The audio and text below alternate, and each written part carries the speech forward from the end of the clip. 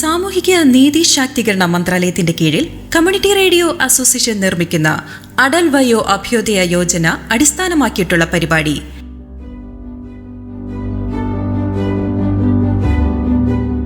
നിങ്ങൾക്കായി സമർപ്പിക്കുന്നത് community radio ബെൻസിക. Episode 20. തലമുറകൾ തമ്മിലുള്ള ബന്ധവും പ്രായമായവർക്കുള്ള പരിചരണവും പിന്തുണയും.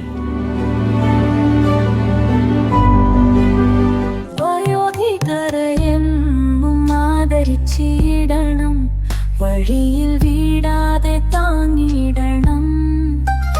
കാലം പതുക്കെ എനിക്കും നിനക്കും പ്രായത്തിനാധിക്യം സമ്മാനിക്കും.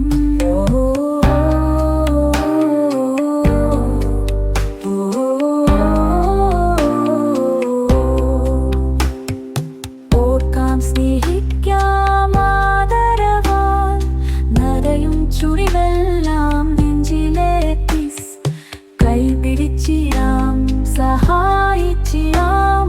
വയോധികർ നാടിൻ അഭിമാനമല്ലോ.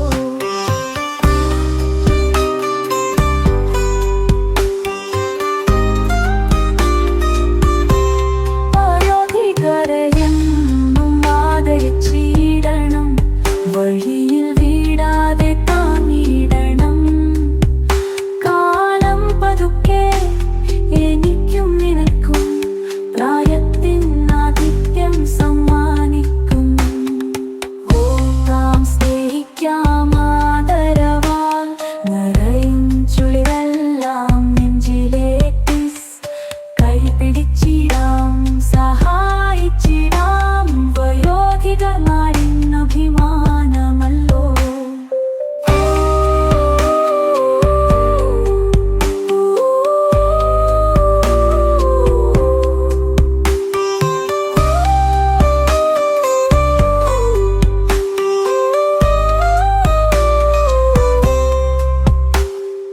സാമൂഹ്യനീതി ശാക്തീകരണ മന്ത്രാലയത്തിനു വേണ്ടി കമ്മ്യൂണിറ്റി റേഡിയോ അസോസിയേഷൻ നിർമ്മിച്ച അടൽ വയോ അഭ്യുദയ് യോജന അടിസ്ഥാനമാക്കിയുള്ള പരിപാടി വയോമിത്ര എപ്പിസോഡ് 20.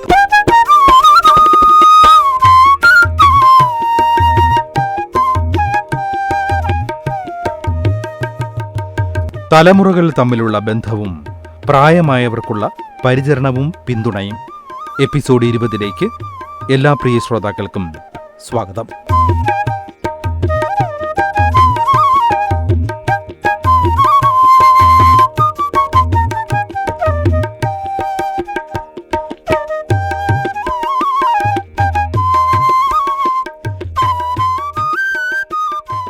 മുത്തച്ഛ, മുത്തച്ഛ, ഇതെവിടെ പോയി മുത്തച്ഛൻ? സ്റ്റുഡിയോയിൽ പോകണമെന്ന് പറഞ്ഞ് എന്നെ വിളിച്ചുണർത്തിയിട്ട് മുത്തച്ഛൻ അപ്രത്യക്ഷമായോ? എന്തൊക്കെയായിരുന്നു പുതിയ അപ്ഡേറ്റ്സ് ശ്രോതാക്കളുമായി പങ്കുവെക്കണമെന്നൊക്കെ പറഞ്ഞിട്ട് മുത്തച്ഛൻ്റെ ഒരനക്കവും ഇല്ലല്ലോ. ഞാൻ റെഡിയായിട്ടും മണിക്കൂറുകളായി, പക്ഷേ മുത്തച്ഛനെ കാണുന്നില്ല. മുത്തച്ഛ, മുത്തച്ഛ, മുത്തച്ഛ എവിടെയാണ്?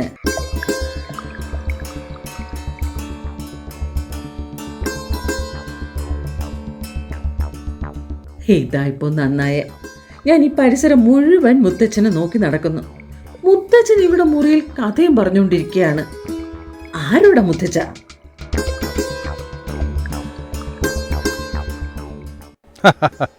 ഓ, എൻ്റെ ലക്ഷ്മി മോളെ, ഞാൻ ആരോടും കഥ പറയുകയല്ല. എൻ്റെ ഊന്നുവടിയുമായി ഒരു സല്ലാപം, അത്രയുള്ളൂ. നിന്റെ മുത്തശ്ശിയെ പോലെ തന്നെ എപ്പോഴും എന്നെ അസ്വസ്ഥനാക്കുന്നു. എപ്പോഴും തകരാറാണ്. ഈ വക സാധനങ്ങളെയൊന്നും നമുക്ക് ആശ്രയിക്കാൻ പറ്റില്ല. മുത്തച്ഛനും മുത്തച്ഛൻ്റെ ഊന്നുവടിയും എപ്പോഴും യുദ്ധത്തിലാണ്. രണ്ടുപേരും പഴയ ദമ്പതികളെ പോലെയാണ്. ഇപ്പൊ എന്ത് സംഭവിച്ചു മുത്തച്ഛ? ഹോ ഹോ, അതൊന്നുമല്ല മോളെ. ചെറിയ ഒരു പണി. ഇവനെ ഒന്ന് ശരിയാക്കിയ 1 മാസം കഷ്ടി കടന്നു പോകും. മുത്തച്ഛ, ഇത്രയും നിർബന്ധം നല്ലതല്ല. നമുക്ക് ഒരു പുതിയത് വാങ്ങാം. ജീവിതകാലം മുഴുവനും ഇതിനെ ആശ്രയിക്കേണ്ട കാര്യമില്ല. എൻ്റെ ലക്ഷ്മി, നീയൊന്ന് അടങ്ങ്. എനിക്ക് വേറെ കുഴപ്പമൊന്നുമില്ല. സന്ധികൾക്കല്പം ബുദ്ധിമുട്ടുണ്ട്, അല്ലാതെ നീ പോയി നിന്റെ സാധനങ്ങളൊക്കെ എടുത്തു കൊണ്ടുവാ. ഞാൻ 2 മിനിറ്റിനുള്ളിൽ റെഡിയായി വരാം. എടാ ഊന്നുവടി, നിന്നെ ഞാൻ ഇപ്പോൾ ശരിയാക്കി തരാടാ. കുറച്ച് ദിവസം കൂടി ഈ വണ്ടി ഓടും. അപ്പോൾ നമുക്ക് നീങ്ങിയാലോ? പ്രിയപ്പെട്ട എൻ്റെ സുഹൃത്തേ ഊന്നുവടിയേ, നമുക്കൊന്ന് പരീക്ഷിച്ചാലോ?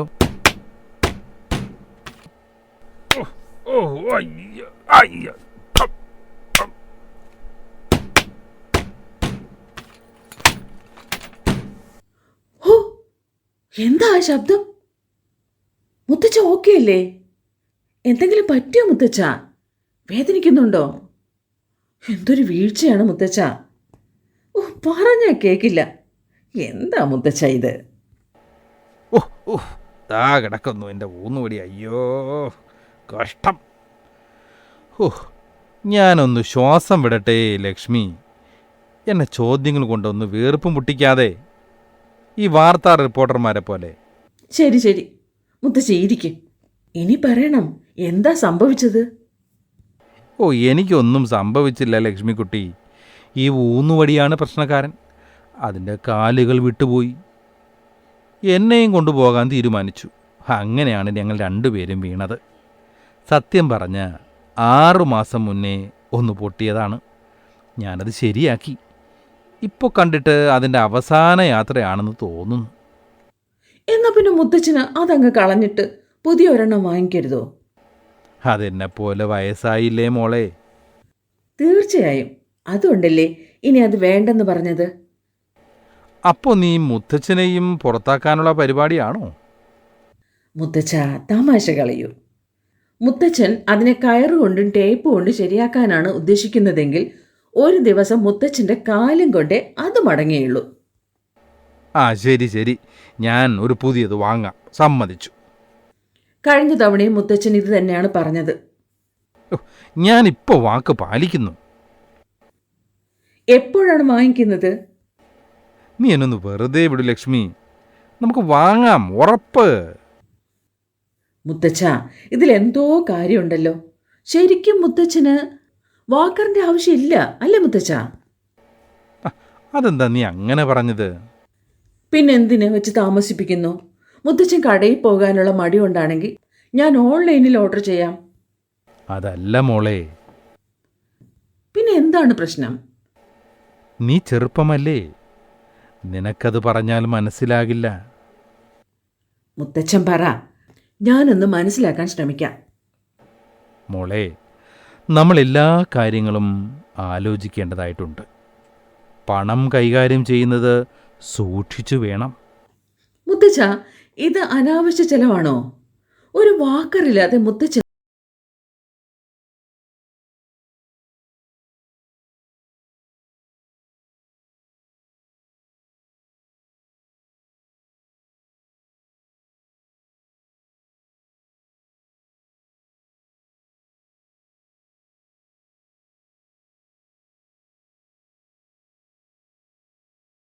വരൂ വരൂ, അകത്തേക്ക് വരൂ.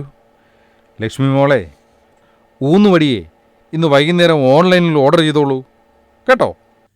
അവസാനം മുത്തച്ഛൻ സമ്മതിച്ചു. മുത്തച്ഛൻ്റെ സുഹൃത്ത് എത്തിയല്ലോ.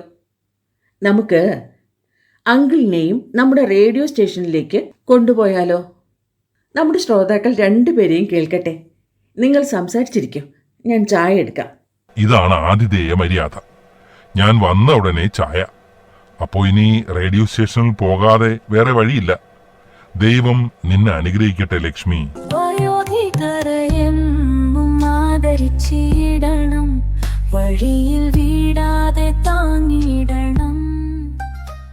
പ്രിയ ശ്രോതാക്കളെ, അടൽ വയോ അഭ്യുദയ യോജനയുടെ നമ്മുടെ വയോധികർ നമ്മുടെ അഭിമാനം എന്ന പരിപാടിയിലേക്ക് ഏവർക്കും സ്വാഗതം. എന്നത്തെയും പോലെ ഞാൻ ലക്ഷ്മി, എന്നോടൊപ്പം എൻ്റെ പ്രിയപ്പെട്ട മുത്തച്ഛൻ ഭരതൻ.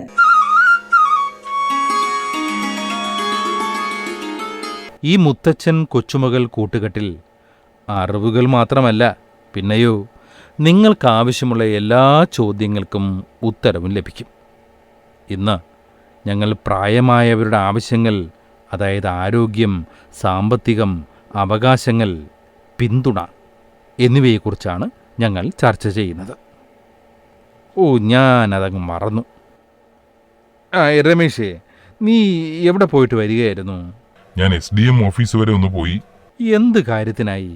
എന്റെ അവകാശങ്ങൾക്കായി. നിന്റെ ഏത് അവകാശങ്ങളാണ് നിഷേധിക്കപ്പെട്ടത്? പരിപാലനത്തിനായുള്ളത്, അതായത് റൈറ്റ് ടു മെയിൻ്റനൻസ്. അപ്പോൾ ഇനി SDM ആണോ നിങ്ങളെ പരിപാലിക്കാൻ പോകുന്നത്? അദ്ദേഹം എന്തിനാണ് എന്നെ നോക്കുന്നത്? അത് ചെയ്യേണ്ടവരാണ് ചെയ്യേണ്ടത്. അത് മക്കളുടെ കടമയല്ലേ? തീർച്ചയായും അവരെന്നെ സംരക്ഷിക്കും. അപ്പോൾ ഇതിൽ SDMന് എന്ത് കാര്യം? എന്റെ മക്കൾ അത് മറന്നിരിക്കുന്നു ഭരതേ. SDM അവരെ ഓർമ്മപ്പെടുത്തും. എന്നിട്ടും അവർ ശ്രദ്ധിച്ചില്ലെങ്കിൽ?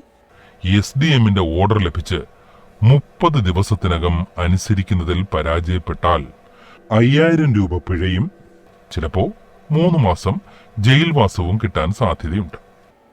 അപ്പോൾ സ്വന്തം മക്കൾക്കെതിരെ കേസ് ഫയൽ ചെയ്യുകയാണ് അല്ലേ? നമ്മുടെ മക്കളുടെ എല്ലാ ആവശ്യങ്ങളും നമ്മൾ നിറവേറ്റിയില്ലേ? അപ്പോൾ നമ്മുടെ അവകാശങ്ങൾക്കായി പൊരുതുന്നതിൽ എന്താ തെറ്റ്? ഈ കേസിലൂടെ നിനക്ക് മെയിൻ്റനൻസ് എത്ര രൂപ ലഭിക്കും? കൂടിപ്പോയാൽ ഒരു 10,000.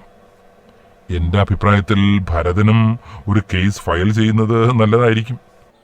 എനിക്കതിൻ്റെ ആവശ്യമൊന്നുമില്ല. എൻ്റെ മക്കൾ എന്നെ നന്നായി സംരക്ഷിക്കുന്നുണ്ട്. അതുകൊണ്ടാണോ ഈ പൊട്ടിയ വോക്കറിൽ 6 മാസമായിട്ടിട്ട് പയറ്റുന്നത്? അതവന് ഇപ്പോൾ അല്പം സാമ്പത്തിക ബുദ്ധിമുട്ടുണ്ട്. 1 മാസത്തിനുള്ളിൽ അത് വാങ്ങാമെന്ന് എൻ്റെ മോൻ പറഞ്ഞിട്ടുണ്ട്. 6 മാസമായിട്ട് അവൻ അത് തന്നെയല്ലേ പറയുന്നത്? അതൊക്കെ വിട്ടേക്ക്. നിന്റെ കഥ പറ. ഭരത, നമ്മുടെ കഥകൾക്ക് ഒരുപാട് സാമ്യമുണ്ട്.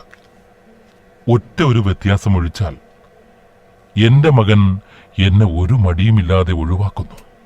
നിന്റേത് മധുരമായ വാഗ്ദാനങ്ങൾ നൽകി അത് ചെയ്യുന്നു. അപ്പോൾ അതിനുത്തരവാദികൾ ആരാണ്? നമ്മൾ തന്നെ. എന്ത് ഉത്തരവാദികളോ? നമ്മൾ നമുക്കുണ്ടായിരുന്നതെല്ലാം അവർക്ക് നൽകിയില്ലേ? അല്ല, അതല്ല.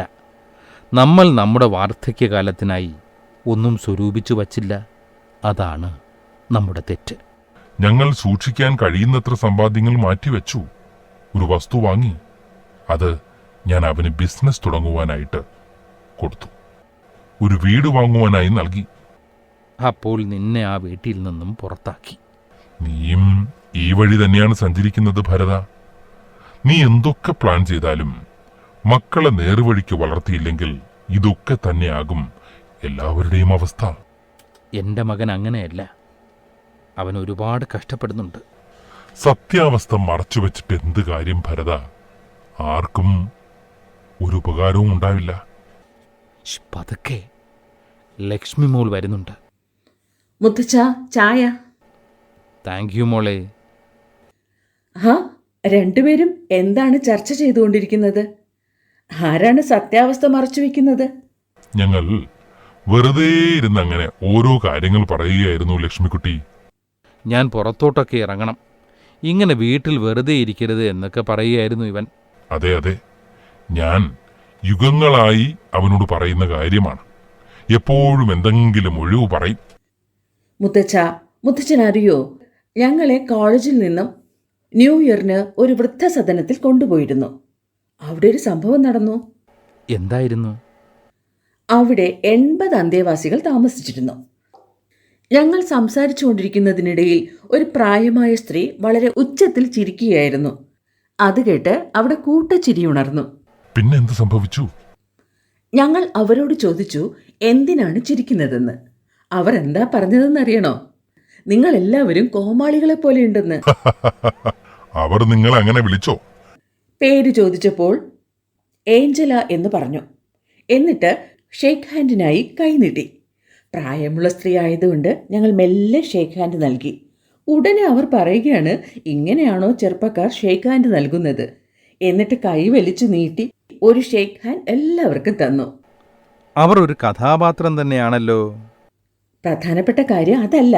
എന്നോട് പറഞ്ഞു ഒന്ന് ആഞ്ഞടിക്കുവാൻ. ഞാൻ എങ്ങനെ അത് ചെയ്യും? അപ്പോൾ എനിക്കിട്ട് ആഞ്ഞൊരടി എൻ്റെ തോളിൽ. ഞാൻ വീണില്ല എന്നേ ഉള്ളൂ. കൊള്ളാം, ആരോഗ്യവതിയാണല്ലേ? അവരുടെ എനർജി ലെവൽ കണ്ട് ഞങ്ങൾ അത്ഭുതപ്പെട്ടു. അതുകൊണ്ട് ഞങ്ങൾ അവരുടെ പ്രായം ചോദിച്ചു. അപ്പോൾ അവർ പറയുകയാണ്, ചെറുപ്പക്കാരിയായ എന്നോട് പ്രായം ചോദിക്കുന്നു എന്ന്. ശരിയാണ്, സ്ത്രീകളോട് പ്രായം ചോദിക്കുവാൻ പാടില്ല, അതറിയില്ലേ? അവരുടെ അടുത്തിരുന്ന സ്ത്രീ പറഞ്ഞു 82. Angela aunty. ഉടനെ അവരോട്, നിങ്ങളോട് ആരെങ്കിലും ചോദിച്ചോ എന്ന്. എല്ലാവരും പൊട്ടിച്ചിരിച്ചു. വളരെ രസകരമായൊരു സ്ത്രീ ആയിരുന്നിരിക്കണം. റിട്ടയർമെൻറ്റിന് മുമ്പ് അവർ എന്ത് ചെയ്തിരുന്നു? ഇംഗ്ലീഷ് അധ്യാപികയായിരുന്നു. 30 വർഷം കുട്ടികളെ പഠിപ്പിച്ചു. വിദ്യാർത്ഥികൾക്ക് അവരുടെ ക്ലാസ് വളരെ ഇഷ്ടമായിരുന്നു. നിങ്ങൾ എന്ത് ചോദിച്ചാലും ഞാൻ ഉത്തരം പറയാമെന്ന് പറഞ്ഞു. അങ്ങനെ ഒരു കഠിനമായ വാക്കിൻ്റെ അർത്ഥം ചോദിച്ചു. ഉടനെ ഡിക്ഷണറിയിലെ ഈ പേജിലെ ഈ ലൈനിൽ നോക്കൂ, ഉത്തരം അവിടെയുണ്ട് എന്ന് പറഞ്ഞു. എന്നിട്ട് ഉത്തരമുണ്ടായിരുന്നോ? പിന്നല്ലാതെ, ഞങ്ങൾ ആശ്ചര്യപ്പെട്ടു. ഒരു ഹ്യൂമൻ ഡിക്ഷണറിയെ കണ്ടുമുട്ടിയതിൽ. ഇത്രയും സാമർഥ്യമുണ്ടായിരുന്നിട്ടും അവരുടെ കുടുംബക്കാർ അവരെ ഉപേക്ഷിച്ചില്ലേ? അങ്ങനെയല്ല, അവർ വിവാഹിതയല്ല. ബന്ധുക്കൾക്ക് അവരെ പരിപാലിക്കാൻ കഴിയാത്തതുകൊണ്ട് അവരെ അവിടെ ആക്കി.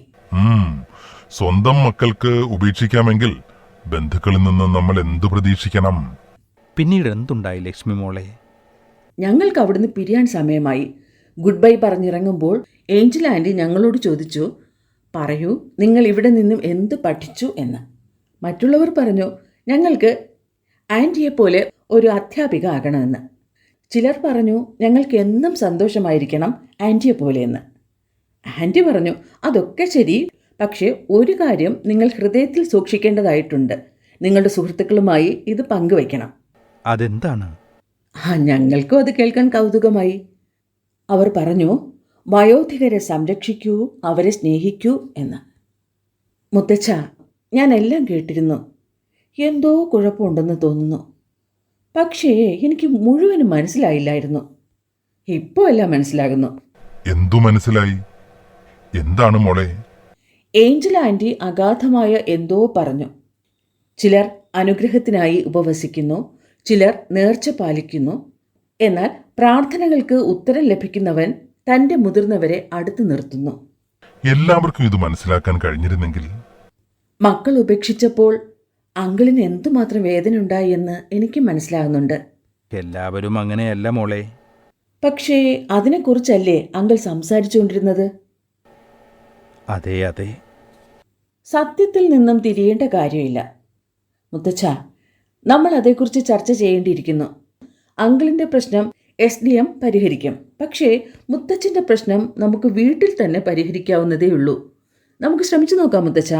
എന്റെ ഭരത, എനിക്ക് ഇതുപോലൊരു കൊച്ചുമകൾ ഉണ്ടായിരുന്നെങ്കിൽ എന്ന് ഞാൻ ആഗ്രഹിച്ചു പോവുകയാണ്. എൻ്റെ മുത്തച്ഛൻ്റെ സുഹൃത്തല്ലേ, അപ്പോൾ ഞാൻ അങ്കിളിൻ്റെയും കൊച്ചുമകളല്ലേ? തീർച്ചയായും തീർച്ചയായും. ഓക്കെ, അങ്ങനെയെങ്കിൽ ഇനി അങ്ങനെ പറയരുത്, കേട്ടല്ലോ? ശരി മോളെ, ഞാൻ മാപ്പ് ചോദിക്കുന്നു. ഹോ, അതത്ര പെട്ടെന്ന് കിട്ടില്ല. അപ്പോ ഞാൻ എന്ത് ചെയ്യണം? നിങ്ങൾ ഒരുമിച്ച് പാടുന്ന ഒരു നാടോടി ഗാനം ഉണ്ടല്ലോ, അത് പാടൂ. എൻ്റെ വോക്കർ ശരിയല്ല, എനിക്ക് പറ്റില്ല. നോക്കുമോളെ, നിന്റെ മുത്തച്ഛൻ വാക്കർ കൊണ്ടാണ് പാടുന്നത് പോലും. മുത്തച്ഛ, ഇതെന്ത് എക്സ്ക്യൂസാണ്? നീ ഡാൻസ് കളിക്കണ്ട, പാടിയാ മതി. അവൻ ഉദ്ദേശിച്ചത് ഞാൻ പാടുമ്പോൾ അവന്റെ പാദങ്ങൾ താളം പിടിക്കുമെന്ന്. ശരി ശരി, നമുക്ക് എല്ലാവർക്കും വേണ്ടി ഒരു പാട്ടായാലോ? അത് പിന്നെ ചോദിക്കാനുണ്ടോ മുത്തച്ഛ?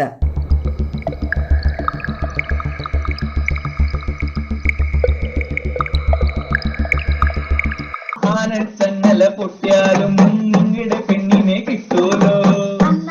രാവിലെ ഉണ്ടൊരാളെ ആവശ്യം, ആവശ്യം മതി രാവിലെ.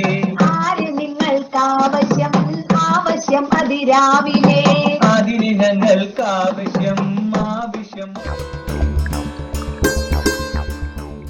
നീ പറഞ്ഞതുപോലെ നിന്റെ സുഹൃത്ത് പറഞ്ഞതാണ് എൻ്റെ കാതുകളിൽ മുഴങ്ങുന്നത്. ശരിയാണ് മുത്തച്ഛ, ഞാനും അത് തന്നെയാണ് ആലോചിച്ചത്. ഈ വ്യക്തികൾ ശരിക്കും ഒരുപാട് കഷ്ടപ്പാടുകൾ അനുഭവിച്ചിട്ടുണ്ട്. അതുകൊണ്ട് കുടുംബ ബന്ധങ്ങളുടെ മൂല്യം അവർ മനസ്സിലാക്കുന്നു. കുടുംബം കൂടെയുണ്ടെങ്കിൽ ഒരു വ്യക്തിക്ക് എന്തുമാത്രം കരുത്തും പ്രോത്സാഹനവുമാണ്. കുടുംബം മാത്രമല്ല ലക്ഷ്മി, ഇപ്പോഴത്തെ അവസ്ഥയിൽ ഗവൺമെൻറ്റിൻ്റെ പിന്തുണയും അത്യാവശ്യമാണ്.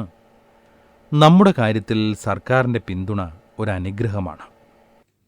ശരിക്കും മുത്തച്ഛ, സർക്കാർ എന്തുമാത്രം പദ്ധതികളാണ് മുത്തച്ഛനെ പോലെയുള്ള വയോജനങ്ങൾക്കായി നടപ്പാക്കിയിട്ടുള്ളത്? മോളെ ലക്ഷ്മി, ഏതൊക്കെയാണ് ആ പദ്ധതികൾ? ഞാൻ അതൊന്നും കേട്ടതായി ഓർക്കുന്നില്ല. ഓ, നല്ല കാര്യം. നമ്മൾ കുറേ ദിവസങ്ങളായി ഈ പദ്ധതികളെക്കുറിച്ച് പറയുന്നു, എന്നിട്ടും അറിയില്ല. ഞാൻ വിശദീകരിക്കാം.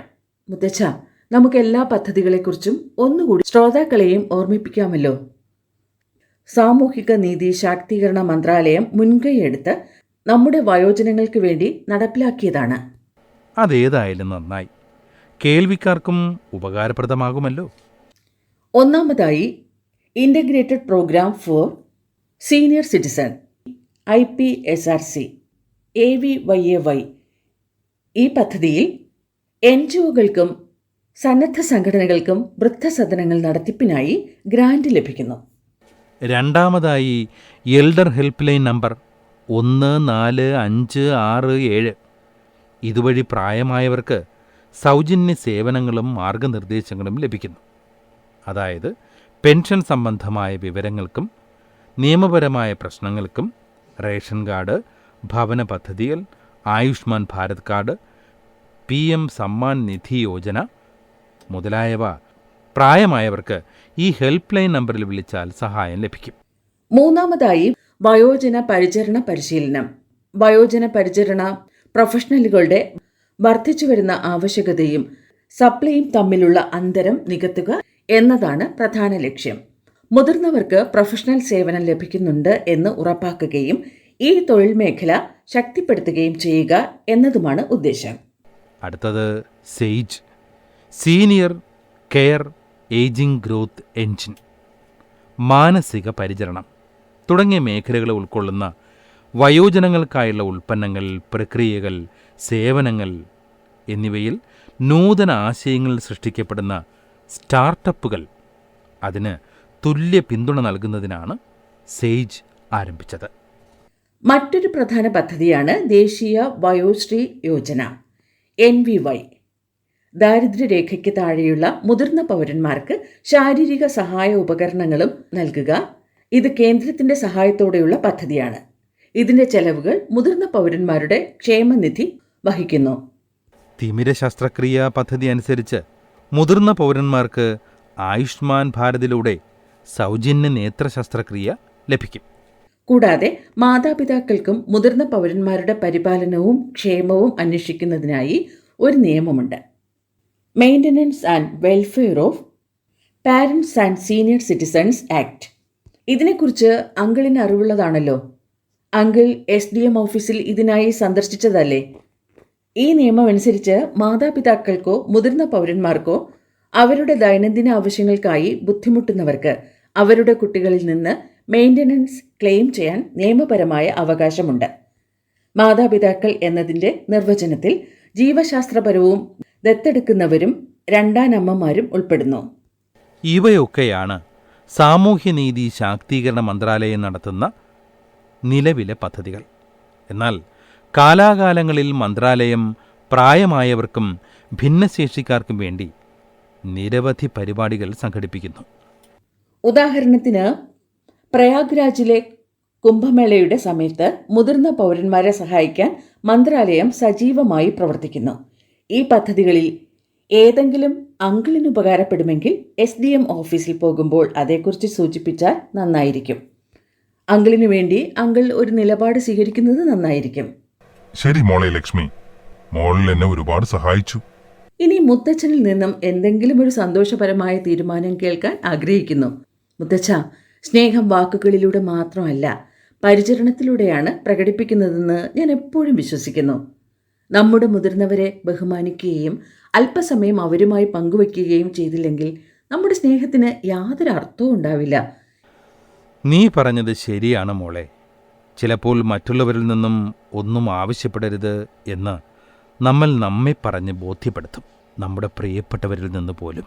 ശരിയാണ് ഭരത. നമ്മുടെ ജീവിതകാലം മുഴുവൻ നമ്മുടെ മക്കൾക്കും കുടുംബത്തിനുമായി നാം ചെലവഴിക്കുന്നു. എന്നാൽ പ്രായമാകുമ്പോൾ അവരുടെ പിന്തുണ ലഭിച്ചില്ലെങ്കിൽ നമുക്കൊരു ശൂന്യത അനുഭവപ്പെടും. പക്ഷേ മുത്തച്ഛ, ആ ശൂന്യത കുഞ്ഞു കുഞ്ഞു സംഭാഷണങ്ങളിലൂടെയും ചെറിയ സ്നേഹപ്രവർത്തനങ്ങളിലൂടെയും നികത്താവുന്നതേയുള്ളൂ. ഇപ്പോൾ മുത്തച്ഛൻ്റെ ഊന്നുവടി പണിമുടക്കിലാണെങ്കിൽ പുതിയ ഒരെണ്ണം കിട്ടുന്നത് വരെ ഞാൻ മുത്തച്ഛനെ പിന്തുണയ്ക്കും. ഓ വേണ്ട വേണ്ട, എനിക്ക് പ്രായമായി എന്നത് സത്യം തന്നെ. എന്ന് കരുതി എനിക്ക് സ്വന്തം കാലിൽ നിൽക്കാനൊക്കെ സാധിക്കും മോളെ. ഊന്നുവടിയുടെ കെട്ടഴിയുന്നത് വരെ മുത്തച്ഛൻ നിൽക്കും. പ്രായമായവർക്കുള്ള യഥാർത്ഥ മരുന്ന് ചിരിയാണ്. അപ്പോ ഇനി നമ്മുടെ വയോധികരെ പരിചരിക്കുന്നതിൽ യാതൊരു തർക്കവും വേണ്ട. നമ്മുടെ അവകാശമാണ്, നമ്മുടെ സ്നേഹമാണ്, നമ്മുടെ കടമയാണ്. നിന്നെ ദൈവം അനുഗ്രഹിക്കട്ടെ മോളെ. ഓരോ മുത്തച്ഛനും മുത്തശ്ശിക്കും നിന്നെപ്പോലൊരു കൊച്ചുമകൾ ഉണ്ടായിരുന്നെങ്കിൽ അവരത് അർഹിക്കുന്നു.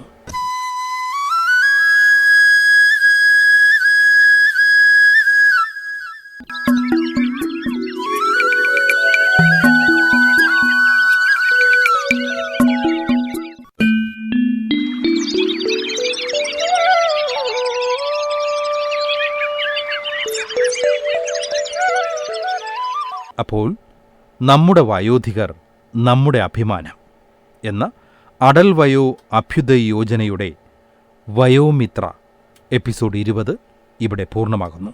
ഇന്നത്തെ എപ്പിസോഡിൽ തലമുറകൾ തമ്മിലുള്ള ബന്ധവും പ്രായമായവർക്കുള്ള പരിചരണവും പിന്തുണയും എന്ന ഭാഗമാണ് പ്രിയ ശ്രോതാക്കൾ കേട്ടത്.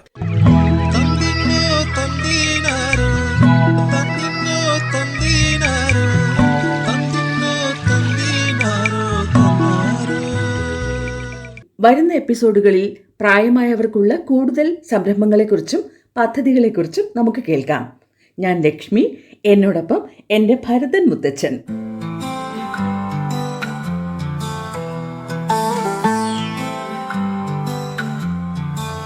വയോധികരെന്നും ആദരിച്ചിടണം, വഴിയിൽ വീഴാതെ കാണിടണം.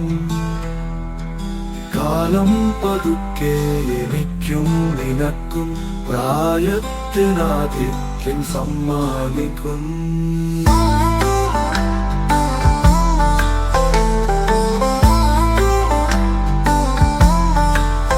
ഓർക്കാം സ്നേഹിക്കാം ആദരവാൽ, നരയും ചുളിവെല്ലാം നെഞ്ചിലെത്തി കൈപിടിച്ചിടാം സഹായിച്ചിടാം.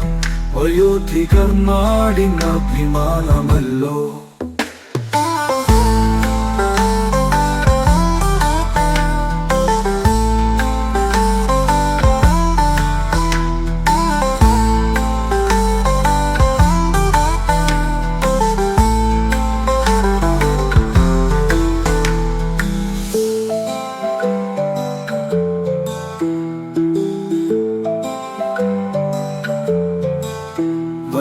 വയോധികരെന്നും ആദരിച്ചിടണം, വഴിയിൽ വീഴാതെ കാണിടണം. കാലം പതുക്കെ എനിക്കും നിനക്കും പ്രായത്തിനാധിക്യം സമ്മാനിക്കും. ഓർക്കാം സ്നേഹിക്കാം ആദരവാൽ, നരയും ചുളിവെല്ലാം നെഞ്ചിലെത്തി കൈപിടിച്ചിടാം സഹായിച്ചിടാം. വയോധികർ നാടിൻ അഭിമാനമല്ലോ.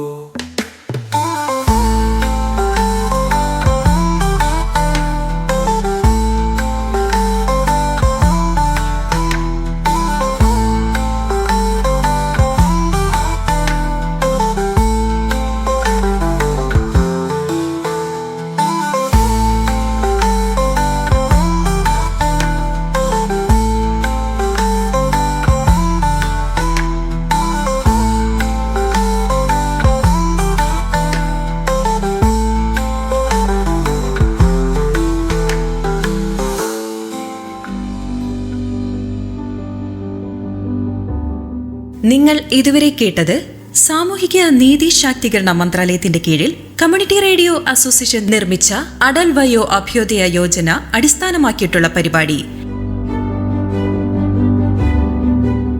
നിങ്ങൾക്കായി സമർപ്പിച്ചത് കമ്മ്യൂണിറ്റി റേഡിയോ ബെൻസിക. എപ്പിസോഡ് 20 തലമുറകൾ തമ്മിലുള്ള ബന്ധവും പ്രായമായവർക്കുള്ള പരിചരണവും പിന്തുണയും.